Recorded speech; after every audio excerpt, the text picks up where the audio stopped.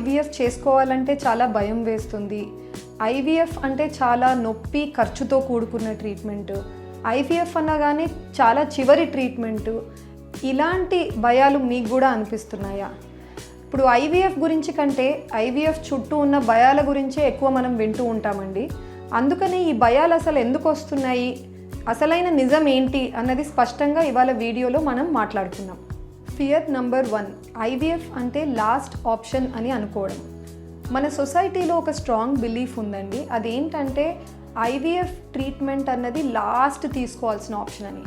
నిజానికి ఐవీఎఫ్ ఒక ఆప్షన్ మాత్రమే, అంటే సైన్స్ మనకిచ్చే ఒక హోప్ అన్నమాట.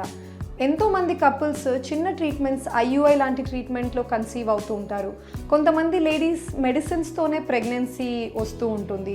సో అందుకనే ఐవీఎఫ్ ట్రీట్మెంట్ లాస్ట్ ఆప్షన్ అన్నది నిజం కాదు.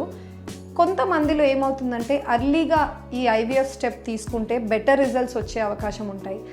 ఐవీఎఫ్కి లేట్గా రావడమే అసలు ప్రాబ్లం. ఫియర్ నంబర్ 2, నొప్పి, ఇంజెక్షన్స్.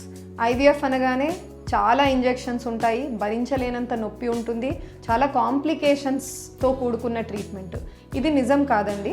ఇప్పుడు ఉన్న అడ్వాన్స్డ్ ఐవీఎఫ్లో చాలా మేనేజబుల్ ఇంజెక్షన్స్ ఉంటాయి, నొప్పి లేకుండా తీసుకోవచ్చు, అండ్ చాలా సేఫ్ కంట్రోల్డ్ ఎన్వైర్న్మెంట్లో మీ ప్రొసీజర్ నడుస్తుంది కాబట్టి కాంప్లికేషన్స్కి దారితీసే అవకాశాలు ఆల్మోస్ట్ నిల్ ఉన్నాయి. అందుకనే బయట ఉన్న ప్రాపగాండా, మిస్ఇన్ఫర్మేషన్ ద్వారా మీరు ఐవీఎఫ్ అంటే వెనుగడుగు వేయకుండా యాక్చువల్ ఎక్స్పీరియన్స్ చూడండి, అది నిజానికి అంత స్కేరీగా ఉండదు. ఫియర్ నంబర్ 3 అండి, society and judgement. IVF baby అనగానే ఆర్టిఫిషియల్ బేబీ, న్యాచురల్గా కపుల్ కన్సీవ్ కాలేకపోయారు, అందుకే ఐవీఎఫ్కి వెళ్ళారు. సో ఇలాంటి సొసైటీలో జడ్జ్మెంటల్ ఐస్ ముందు అటువంటి వ్యూస్ ఉంటాయి కాబట్టి ఎంతోమంది కపుల్స్ ఐవీఎఫ్ వెళ్ళాలంటే భయపడుతూ ఉంటారు. బట్ నిజంగా మనం చూడాల్సిన విషయం ఏంటి, అడగాల్సిన విషయం ఏంటి, బేబీ హెల్తీగా ఉందా, తల్లిదండ్రులు సంతోషంగా ఉన్నారా? సో ప్రొసీజర్ ఎలా వెళ్ళారనేది ముఖ్యం కాదండి, రిజల్ట్ అన్నది మోస్ట్ ఇంపార్టెంట్. ఫియర్ నంబర్ 4 అండి, cost and failure. IVF fail అయింది, ఖర్చేమో లక్షల్లో అయ్యాయి. ఇప్పుడు ఐవీఎఫ్ ట్రీట్మెంట్ అందరికీ ఒకలానే ఉండదండి, అలాగే రిజల్ట్ కూడా మనిషికి వేరుగా ఉంటుంది.